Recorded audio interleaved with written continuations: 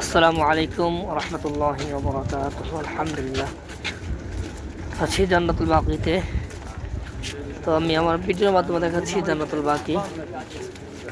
এখানে অসংখ্য সাহাবীদের কবর আছে রাদিয়াল্লাহু তাআলা আনহুম আজমাইন, এবং অসংখ্য হাজী সাহেবানদের কবর এখানে আছে। জান্নাতুল বাকি বিশাল বড় একটা এরিয়া জুড়ে। ফজরের পরে কবর জিয়ারত করে এখানে আসছি। তা আমি আমার ভিডিওর মাধ্যমে দেখাচ্ছি, দেখেন আপনারা লক্ষ্য করলে বুঝতে পারবেন, কোনো কবরের পাশে দুইটা পাথর রাখা, আবার কোনো কবরে একটা পাথর রাখা। যেমন এইটা দুইটা পাথর রাখা, আবার এটা একটা পাথর রাখা।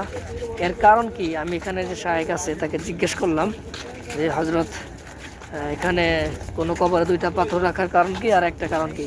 শায়েখ বললেন, যেই কবরে পাশে একটা পাথর রাখা সেটা হলো পুরুষের কবর, যেমন এইটা এইটা এরকম অসংখ্য কবর আছে। আবার এটা দুইটা পাথর রাখা।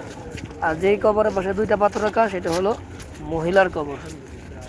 অর্থাৎ একটা পাথর যেই কবর রাখা সেটা হলো পুরুষের কবর, আর যেই কবরে দুইটা পাথর রাখা সেটা হলো মহিলার কবর। এটা হলো পার্থক্য। তো আমি আমার ভিডিওর মাধ্যমে জান্নাতুল বাকি দেখালাম এবং বিষয়টা বললাম। দোয়া করি আল্লাহ তাআলা সকল মুমিন মুসলমানের কবরকে জান্নাতুল ফেরদৌসের বাগান বানায় দিক, আমিন। সবাইকে জান্নাতের উচ্চ মাকাম দান করুক, আমিন। সাহাবায়ে কেরাম রাদিয়াল্লাহু তাআলা আজমাইন, তারা যেই রকম ঈমান এনেছিলেন, আল্লাহ পাক আমাদেরকে ওরকম ঈমান আর তৌফিক দান করুক, আমিন। আসসালামু আলাইকুম।